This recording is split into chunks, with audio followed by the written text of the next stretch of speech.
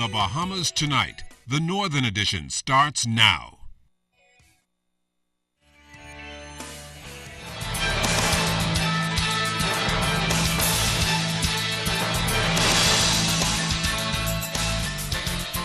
This is the Bahamas Tonight, the Northern Edition. Good evening, all. I'm Shashina Rule. As always, it is so great to have you with us.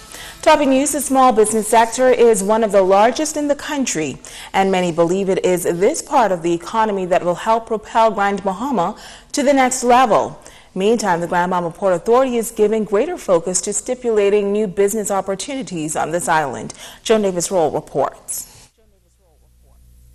An official ceremony to launch the Funnel Invest in Grand Bahama initiative for the year was held in the heart of downtown Freeport, Churchill Square.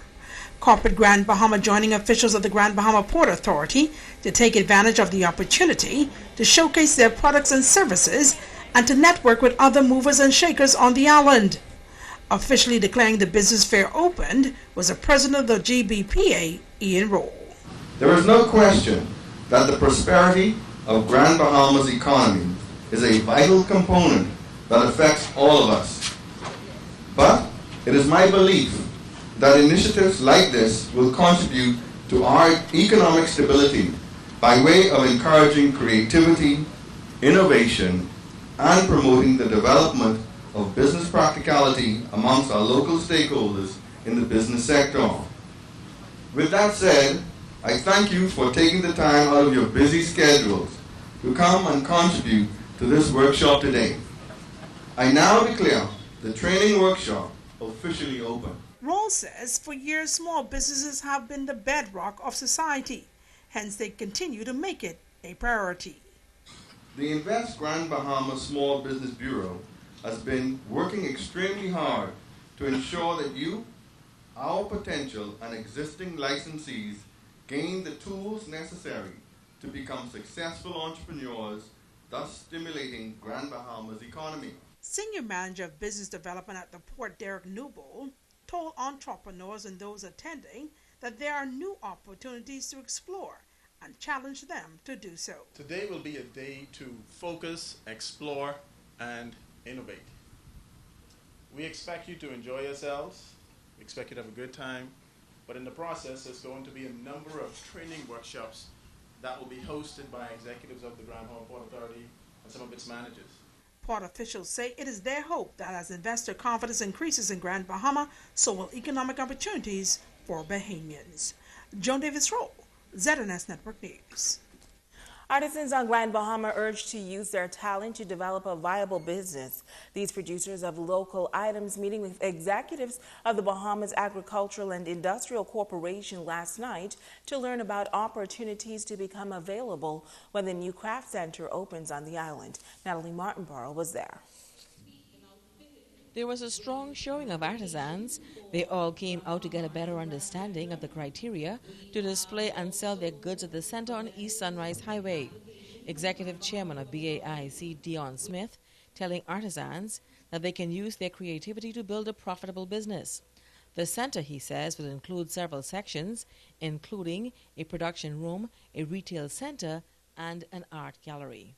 What we realize is we have a lot of talented Bahamian artists out there as well, and we want a location that would be available if it's a new budding artist that doesn't have the capital to say rent a place. They can come there and we can work some deal with them whereby we're going to put on our art shows, so it'll be an art gallery. Also, even if persons want to rent the art gallery to do some sort of artist event, it doesn't just have to be an art show. The final part is on the outside. We're going to have concession stands where we're going to have all local Bahamian-made products, whether it's conch salad, benny cake, and the list goes on. This center, he adds, is expected to be a major tourist attraction as well.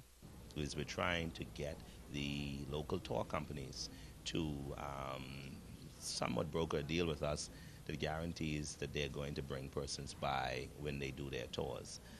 So far, we have one or two persons that are interested, but it's not sufficient enough yet for me to announce it, officially. Minister for Grand Bahama, Dr. Michael Davel, says he is optimistic about the potential that exists in this industry and says the key now is for artisans to see it as a business. We realize that the demand for arts and crafts in the country is huge. It's a huge budget, and we are finding ways for young Bahamians to tap into that market and to make a decent living from it.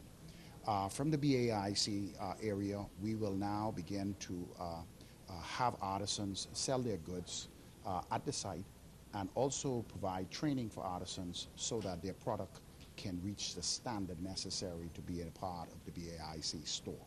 The craft center is expected to open in December. Natalie Martinborough, ZNS Network News. In news from the crime beat, 22-year-old Jackson Bellany of Frobisher Circle was arraigned this morning before Magistrate Rangan Johnson on a grievous harm charge. He pleaded not guilty and was remanded to the Bahamas Department of Correctional Services in New Providence until trial. Now, these charges stem from a shooting incident in the ghetto area last Thursday. And a body found in the Bahamia area this morning. For the Roll family, the discovery dashing all hope of them finding their loved one alive. Joan Davis Roll has this report. It's a sad day here on Grand Bahamas. Police here on this northern island discover a body in the Bahamia area. Word of the shocking discovery spread like wildfire as vehicles stretched for miles along Pinter Avenue in Bahamia, as family members and residents rushed to the scene and police officials began their investigations. Chief Superintendent of Police is Melda Davis. Sometime after 10:15 this morning, Police Control Room received a call of an odor, foul odor, being smelled in the area of this community. The police responded where they found the lifeless body of a dark male believed to be in his late 50s, early 60s, clad in a gray short pants and gray striped shirt and a black short pants. At this stage now we're conducting our preliminary investigation. As you can see, the team of detectives along with the pathologist is on the scene right now.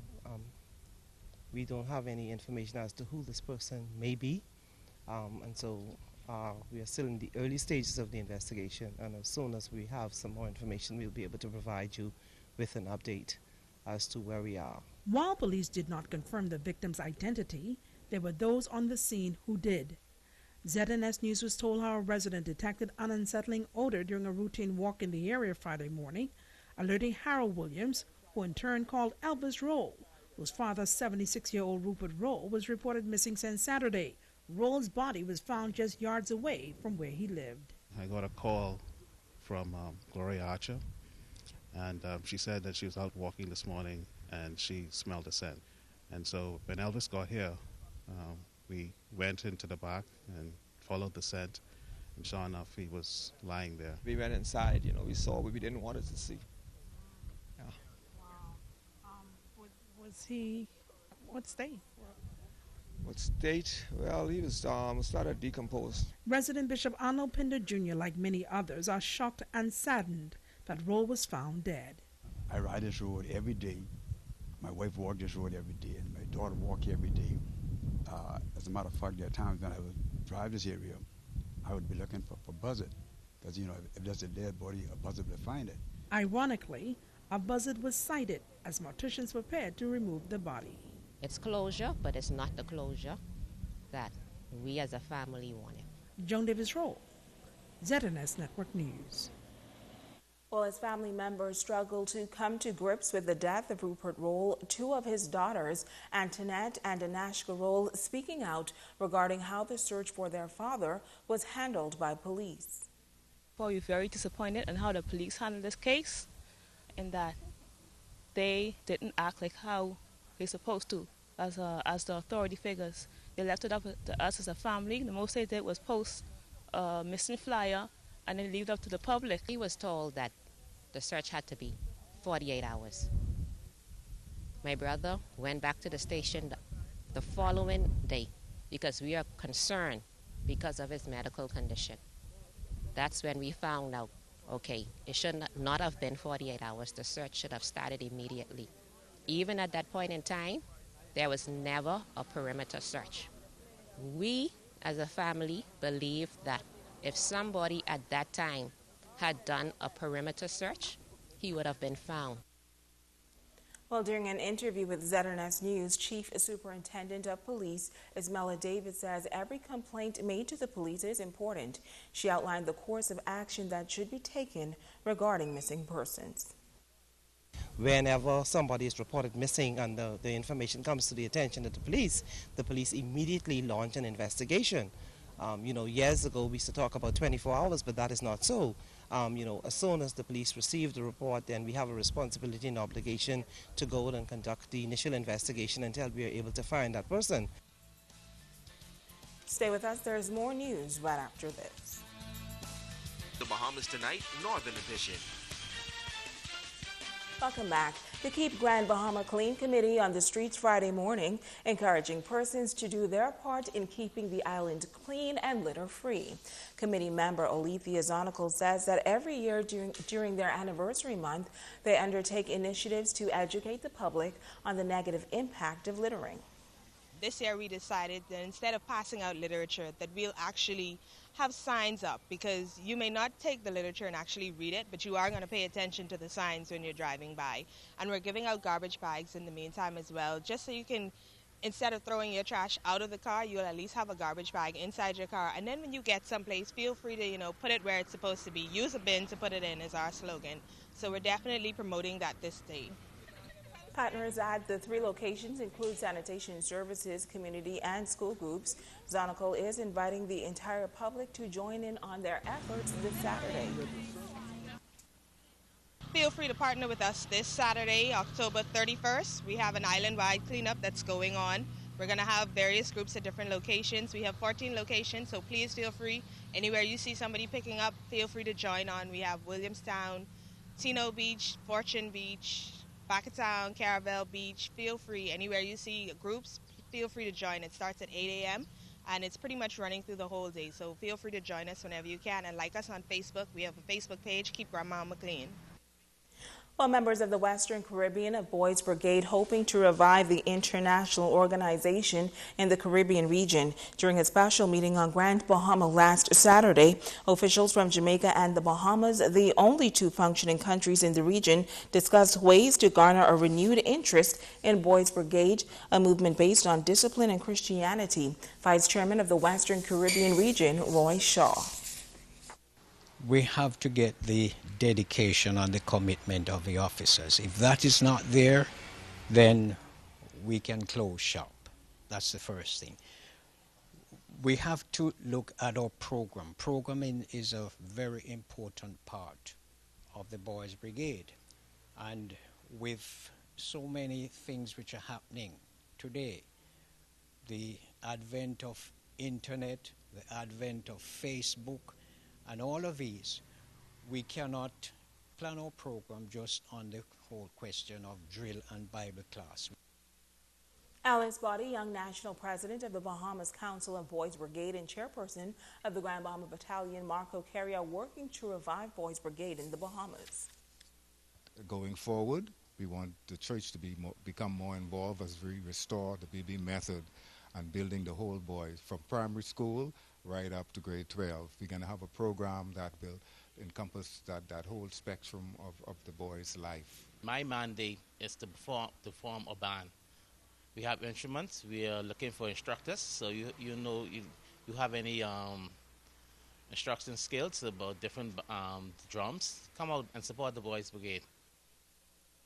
And of course, that meeting was held at the Freeport Bible Church. Members of the St. John's College alumni headed to Bimini. The Nassau-based institution has turned out thousands of students over the years. And this weekend, members of the association will converge on that northern island for a weekend of fun. Now, the activities include a fun run walk starting at 7 a.m. tomorrow, baby carriage race, Bayfront Park dress house colors. Then on Sunday, they will participate in a mass at Our Lady and St. Stephen's Anglican Church. The celebrant will be Archdeacon James Palacios. And the quaint settlement of Williamstown will be buzzing tomorrow as residents stage their very own community festival. Organizers say it's all about everything lobster. Residents from throughout the Bahamas have already traveled to Grand Bahama for the Williamstown Lobster Fest. It is a new signature event that spells everything lobster, from sweet and sour lobster to lobster burgers, curry lobster, lobster egg rolls, and so much more. For Laura Martin out of Exuma, it will be her first time experiencing Lobster Fest, while Talisha Archer of Nassau says after last year's experience, she would never miss another. I've heard persons who've supported the last year Lobster Fest bragged about the food, the family festivities, all of the activities, and since it's a mid-break for me, I thought would better wait and celebrate it than to come and experience down in Williamstown, Freeport. Seeing that it's an island event, which is lobster, Bahamian, I didn't want to miss such an event with such spectacular dishes. Preparations have begun to ensure that this year's Lobster Fest to bring about a boost in the economic activity in Williamstown. The driving force behind the event, Lenise Williams explains how the first Lobster Fest came about, as her sister, Zanika Williams, adds that this event promotes their hometown in a different way. I was sitting on the porch and just saying that the Freeport has never had a Lobster Fest. I said I should just try it in Williamstown, and the first time I tried it, it really went off well. It's a community event. You know that everybody or every settlement has their own event. Like you have McLeanstown, they have their corn cracking. So we want Williamstown to actually have an event, an annual event. And we want to make it for the family and for not only our local people, we want it for visitors. The Lobster Fest is not just all about lobster. Other foods will also be included on the menu and fun activities for the entire family. Well, first and foremost, we would have the ring play and a domino tournament. You know, not every festival you would find, or you would see that the older person's enjoying a ring play. So for the highlight, other than the food, I think it would be the ring play. It's for more family. You bring your kids, and I'm going to have bouncing castle, popcorns for the kids, and you're going to go on the beach, you know, just like it's a fun day. Lobster Fest is scheduled for this Saturday in Williamstown by Toads on the Bay. It was good. And now it's time to ask the doctor. I'm Dr. Monique Pratt. Welcome. Continuing our discussion on bleeding from the gastrointestinal tract, from the upper GI tract, mainly the stomach, esophagus, and the beginning of the small intestines, bleeding can sometimes be visible when vomiting or even in stool when using the bathroom. This can be the result of various medical problems, some of which can be very serious and even life-threatening. Many people assume any bleeding from the stomach is related to an ulcer, but there can be other causes, such as esophagitis, where stomach acid refluxes back into the esophagus, causing irritation and inflammation that may lead to bleeding. Varices. These are abnormally enlarged veins, usually located at the lower end of the esophagus or the upper stomach, may rupture and bleed massively and are often related to cirrhosis of the liver. A Mallory-Weiss tear in the lining of the esophagus caused by prolonged vomiting, coughing, hiccups, or childbirth. Gastritis related to either alcohol or medications such as aspirin or ibuprofen can cause stomach ulcers or inflammation. And lastly, stomach cancer can also cause bleeding. If you experience any blood while vomiting or in your stool, please see a doctor as soon as possible so he or she can diagnose the reason for your bleeding and determine a course of treatment. I'm Dr. Monique Pratt, and this has been Ask the Doctor. Stay with us. Sabrina Brown has a check on sports when we return.